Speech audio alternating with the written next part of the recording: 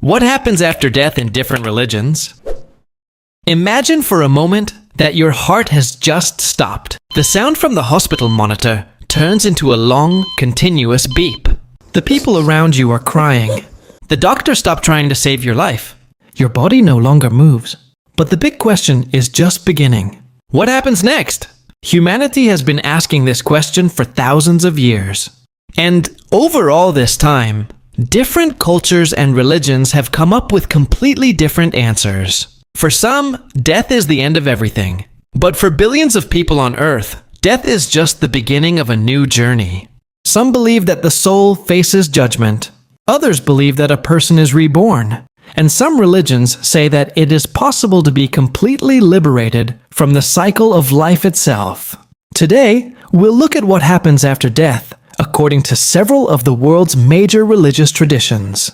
And some of these ideas may turn out to be much more unusual than you think.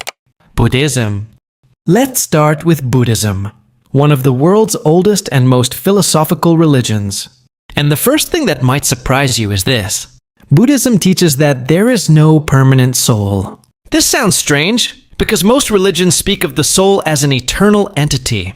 But Buddhism offers a different view of the human being. According to the Buddha's teachings, a person is not a single, unchanging soul. Rather, it is a constantly changing stream of thoughts, feelings, memories, and desires. Every moment of your life is slightly different from the one before. And when a person dies, this stream of consciousness does not disappear completely. But it also does not carry over into a new life as the same soul. Buddhists often explain this with a simple example. Imagine a candle lighting another candle. The new flame is connected to the previous one, but it is no longer the same flame. The same thing happens with life. The next life is connected to the previous one, but it is already a different personality. This process is called rebirth. According to Buddhist teachings, a new existence can occur in one of 6 realms. The first is the realm of the gods. Here, beings live for a very long time and enjoy immense happiness. But even this realm is not eternal. When their merits run out, they may be reborn elsewhere. There is the world of jealous spirits, where beings constantly compete and fight with one another. There is the human world. And here's an interesting fact. Buddhists believe that human life is the most valuable of all. Why? Because only in the human world is there a balance between happiness and suffering. Too much suffering, and a being has no strength to seek the truth. Too much pleasure, and it has no reason to seek it. But humans are right in the middle. That is why humans have the best chance of attaining enlightenment. There is also the animal realm, where life is governed by instincts. There is the realm of hungry ghosts, beings who constantly experience thirst, desire, and dissatisfaction. And finally, there are realms of intense suffering. But it is important to understand one thing. Even these realms are not eternal. When the consequences of karma are exhausted, a new rebirth occurs. This endless cycle of birth, death, and rebirth is called samsara. Buddhists believe that most beings revolve in this cycle for countless lifetimes. But Buddhism also speaks of the possibility of breaking free from this cycle. The ultimate goal of Buddhism is nirvana. Nirvana is a state of complete liberation. In it, desires, attachments, and ignorance disappear. And along with them, the cycle of rebirth itself disappears. Hinduism. Now let's look at Hinduism. At first glance, its ideas may seem similar to those of Buddhism. But there is one important difference between them. Hinduism teaches that the soul truly exists. It is called the Atman, and this soul is considered eternal and indestructible. Ancient Hindu texts say that the soul cannot be destroyed by fire, water, or time.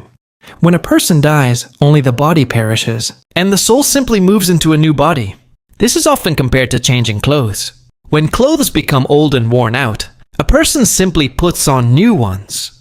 In the same way, the soul leaves the old body and takes on a new one. According to Hinduism, every person has already lived a vast number of lives.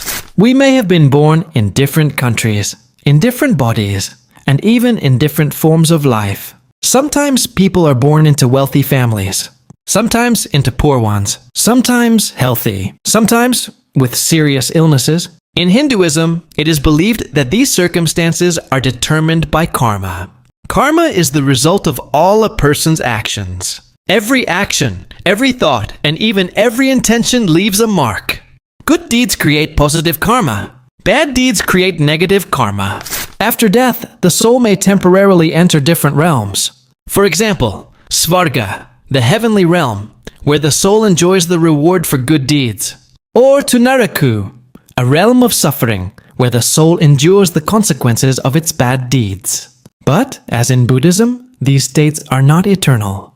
When the consequences of karma are exhausted, the soul is reborn. Sometimes as a human, sometimes as an animal, sometimes in another form of life. This endless cycle of birth, death, and rebirth is called samsara. But Hinduism also speaks of the possibility of liberation. The ultimate goal is moksha. Moksha means the liberation of the soul from samsara. When the soul reaches this state, it no longer returns to the world of birth and death. In different traditions of Hinduism, moksha is described in various ways. Sometimes it is understood as the union of the soul with the highest reality, sometimes as a state of absolute peace and freedom. But the idea remains the same: complete liberation from the endless cycle of rebirth.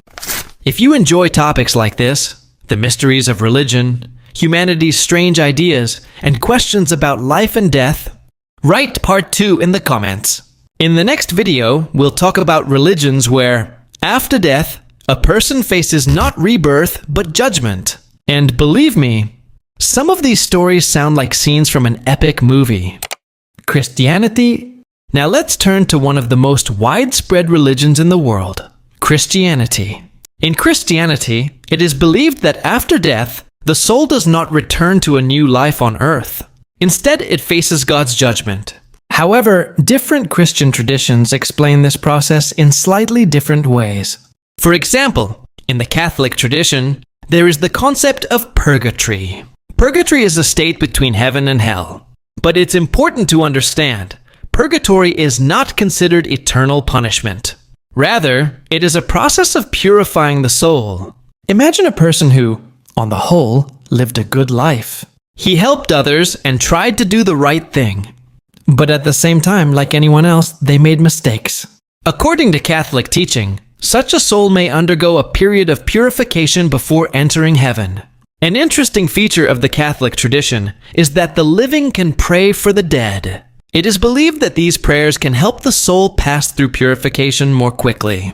Hell, according to Christian teaching, is a state of complete separation from God.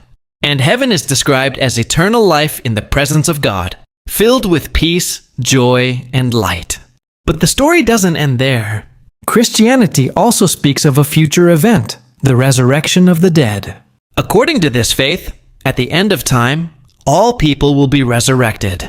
And then the final judgment will take place, which will determine the fate of every person. If you want to explore even more surprising beliefs about what comes next, hit that like button, subscribe, and share this video with friends who love pondering life's biggest questions. Your journey into the unknown is just beginning.